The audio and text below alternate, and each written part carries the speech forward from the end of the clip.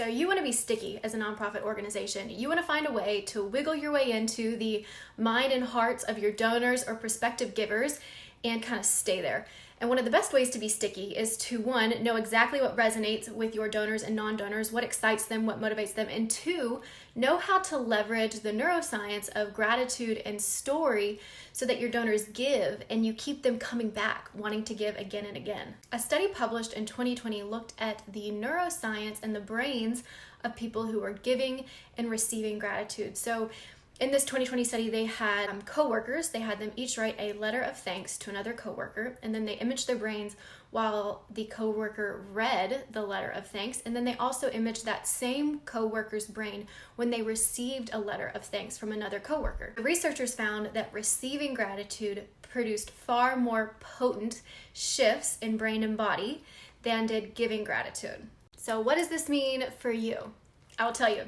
When you give gratitude to your donors, you're activating pro-social circuits in their brain. A pro-social circuit, there's two types of circuits in the brain. We got a pro-social and a defensive circuit. Defense causes you to pull back. It causes you to defend yourself. A pro-social circuit causes you to lean in.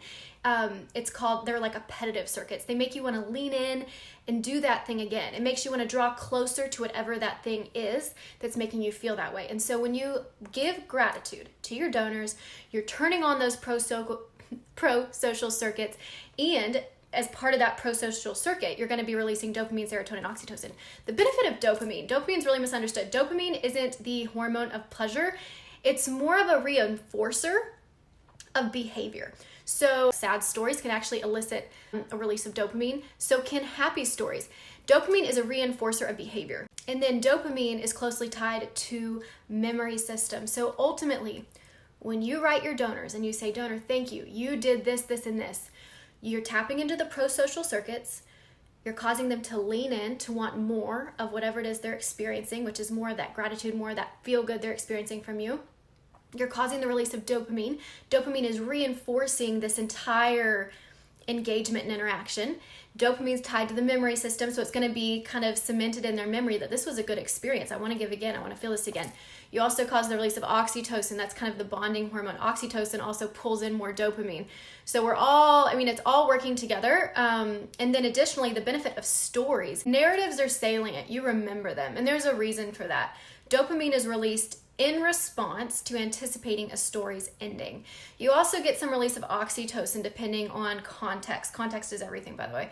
And so stories, again, they stick with you, they're memorable. So whether you are thanking a donor, saying thank you, donor, for your gift, tell them a story. Again, we're pulling in those pro-social neurotransmitters and turning on those circuits. And then whether you're telling a story of need, you're also going to be tapping into those same pro-social circuits. So story and gratitude are really where you should be focusing across the board in all your communications. By the way, I cut my finger cutting a squash, and I hate that I have a Band-Aid on. I hate Band-Aids. Okay, so give me 2 more minutes. I wanted to walk you through a thank you email I got from IJM. They're one of my favorite organizations because of the work they do with human trafficking.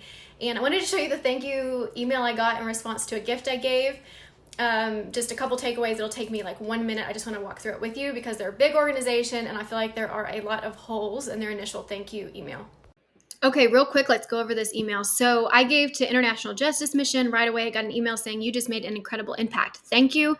That is a great subject line. It has you in it twice. It's all about me. It's telling me I made an impact. So right away, whether I read the email or not, this thank you email has accomplished its mission. So I wish it was from a person, not an organization. It feels very much transactional when it's from an organization. So if it could come from one of the board members, or even from a beneficiary, that would be great. Again, you really don't want the organization title in the from section. They have a picture right at the top. That's great. If you're going to ask for funds, having a picture at the top isn't helpful unless it demonstrates the need. But in this case, they're thanking me. And right away, I see a child with emotion on its face, and I feel connected to that kid. And every donor is going to have their own story they make up in response to a picture. A lot of times donors are moving too fast to even care what's in the image, but I just committed a good amount of money, so I'm going to care what I get from that organization. So I see this kid very endearing, and then they say thank you. The problem with the thank you is that it's white text on a very busy background that's going to be very hard to read for most donors. But the good thing is, in this subject line up here, they already said thank you. So moving down, they use my name, thank goodness. They say thank you for partnering with IJM. I would argue it's really not a good idea to say thank you for partnering with us. People aren't giving to partner with you for the most part, unless it's a small grassroots organization from the local community and people want to partner and be a part. Generally, when they're giving to your org, they're giving because they want to do something through you. So I wish they said, "Dear Danielle, thank you for saving a child from human trafficking." Something that resonates with why I came to their website to give. I didn't give because I wanted to partner with them. But it does say your contribution. That sounds formal. I think you could get away with saying your donation, your gift, anything that makes it sound more human will truly make a difference in the lives of children, women, and men around the world. That's pretty bland. I realize they're trying to be inclusive, but if they could say something more about what the difference is, I could give to anyone and make a difference anywhere. So just be specific, IJM. Like, say something like what I've done for a child or a woman or a man. They said, my gift has been received. Honestly, your donor wants to make sure their gift was received. So it's always good to say, we received your gift, a blank amount, and it's going to do this, this, and this. Generally, when you're giving money, donors do want to know that their gift was received. They want to have it acknowledged, and they want to be thanked, and then they want to know what they're going to do. Then they say, in honor, donating in honor of someone you love, click here to send them an e-card. I find this a little interesting.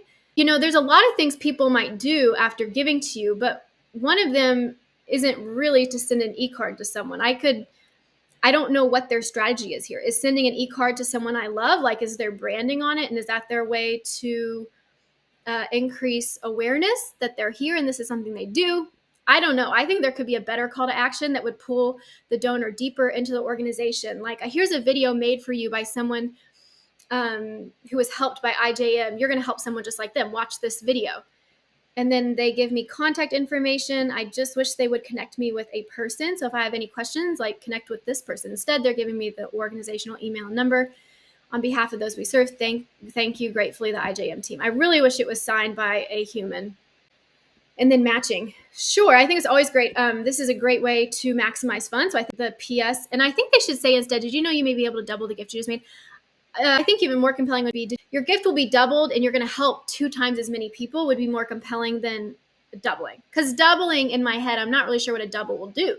We were just talking about dopamine, serotonin, oxytocin, pro-social circuits. I think that could be leveraged to create more loyalty to this organization and really communicate bigger impact of what my gift will do. This image is really a winner, though. So anyways, I hope that helps. Yep, that's all I got for you today. So thank you for looking at that with me. Shameless plug for me and you. I am the founder of Grow Better. I provide consulting to nonprofits, small to mid-size. If you have any questions for me, you want to get some input and a second set of eyes on your strategy for year end, or you just want to pick my brain, or you want to see if we're a good fit to work together, would you book a call with me? I have a free strategy call. It's a link under my name on the LinkedIn bio. I would love to chat with you. Either way, when you leave our call, you'll go away with some helpful take-home tips. And anyways, thanks again for your time.